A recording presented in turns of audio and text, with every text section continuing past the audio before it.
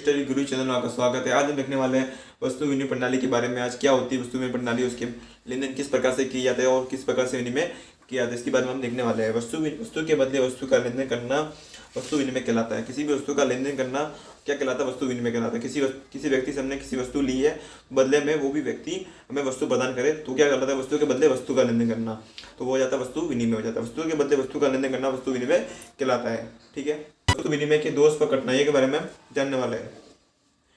पहला दोष आ जाता है हमारे पास दोहरे संयोग का अभाव। इसका अर्थ ये होता है वस्तु विनिमय के अंतर्गत बाजार में लेन देन तभी संभव हो पाता था जब दो व्यक्ति, कितने व्यक्ति? जब दो व्यक्ति एक दूसरे के लिए उपयोगी वस्तु का लेन देन करने के लिए तत्पर हो। यानी कि जब दो व्यक्ति एक दूसरे के लिए उपयोगी वस्तु का लेन देन करने के लिए क्या हो? तत्पर हो। ठीक है, तो वो आता है दोहरे संयोग का अभाव। ठीक है, मूल्यमापन में कठिनाइयाँ, ये दूसरी समस्या आ गई हमारे पास। वस्तु विनिमय प्रणाली के अंतर्गत वस्तुओं के मूल्यमापन का एक कठिन कार्य होता था। वस्तुओं का मूल्यमापन करना एक बहुत ही कठिन कार्य होता था प्राचीन समय में। विनिमय करने वाले दोनों व्यक्ति आपसी समझ और उपयोगिता के आधार पर वस्तुओं का लेन देन करते थे। यानी कि प्राचीन समय में वस्तुओं का मूल्यमापन करना बहुत कठिन कार्य होता था, और जब दो व्यक्ति आपसी समझ और उपयोगिता के आधार पर, उनकी समझ और उपयोगिता के आधार पर वस्तु का मूल्य निर्धारण करते थे। ठीक है, ये हो गया मूल्यमापन। भावी बचत संभव नहीं, इसके अंदर आ जाता है हमारे पास।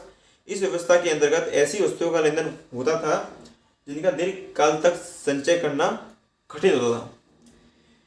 इस व्यवस्था के अंतर्गत ऐसी वस्तुओं का लेन देन होता था जिनका दीर्घ काल तक, मतलब लंबे समय तक इकट्ठा करना बहुत ही कठिन होता था।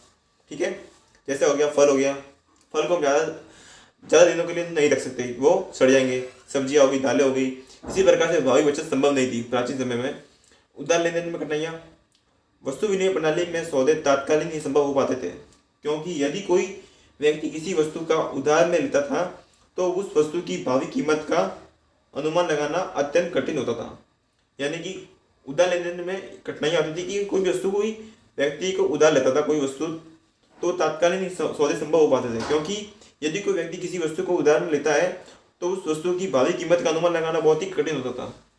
ठीक है, ये हो गया उधार लेन देन में कठिनाइयाँ। अविभाज्य वस्तुओं के लेन देन, अविभाज्य वस्तुओं के विनिमय में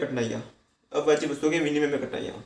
ठीक है, जैसे वस्तु विनिमय प्रणाली में वस्तुओं का विभाज्य की समस्या उत्पन्न होती थी। अविभाज्य वस्तुओं का लेन देन न हो पाने के कारण लेन देन में कठिनाइयाँ होती थी। जैसे किसी को कोई चीज़ आधी चाहिए थी तो वो आधी नहीं हो पाती थी, तो वस्तु का अविभाज्य लेन देन में कठिनाइयाँ। ठीक है, ये आ गया। 5 हमारे पास समस्या आ गई थी वस्तु विनिमय में दोष व कठिनाइयाँ। 5 टॉपिक हमारे पास। ठीक है, एक वापस पढ़ लेते हैं एक बार हम। वस्तु विनिमय के दोष व कठिनाइयाँ। दोहरे संयोग का अभाव, मूल्यमापन में कठिनाइयाँ, भावी बचत संभव नहीं और उधार लेन देन में कठिनाइयाँ, और अविभाज्य वस्तुओं के लेन देन में कठिनाइयाँ। ठीक है, वस्तु विनिमय प्रणाली के अंतर्गत बाजार में लेन देन तभी संभव हो पाता था जब दो व्यक्ति एक दूसरे के लिए उपयोगी वस्तु का लेन देन करने के लिए क्या हो? तत्पर हो, तो वह जाता दोहरे संयोग का अभाव। मूल्यमापन में कठिनाइयाँ। वस्तु विनिमय प्रणाली में वस्तुओं के मूल्य का मापन एक कठिन कार्य होता था। विनिमय करने वाले दो व्यक्ति आपसी समझ और उपयोगिता के आधार पर वस्तुओं का क्या करते थे? लेन देन करते थे। ठीक है, अब भावी बचत संभव नहीं, इसमें आ जाता है इस व्यवस्था के अंतर्गत ऐसी वस्तुओं का लेन देन होता था जिनका दीर्घ काल तक क्या करना? संचय करना एक कठिन होता था। मतलब किसी वस्तु को लंबे समय तक रखना कठिन होता था। जैसे फल हो गया, सब्जियां, दालें आदि होगी। ठीक है, इसी प्रकार से भावी बचत संभव नहीं थी। वहाँ पर उधार लेन देन में कठिनाइयाँ। वस्तु विनिमय प्रणाली में सौदे तात्कालिक नहीं संभव हो पाते थे।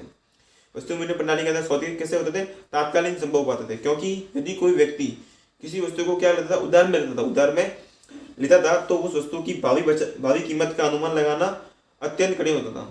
कोई व्यक्ति किसी वस्तु को उधार में लेता था तो उसकी भावी कीमत का अनुमान लगाना कैसा होता? अत्यंत कठिन होता था। अविभाज्य वस्तुओं के विनिमय में कठिनाइयाँ। वस्तु विनिमय प्रणाली में वस्तु विभाज्य की समस्या उत्पन्न होती थी।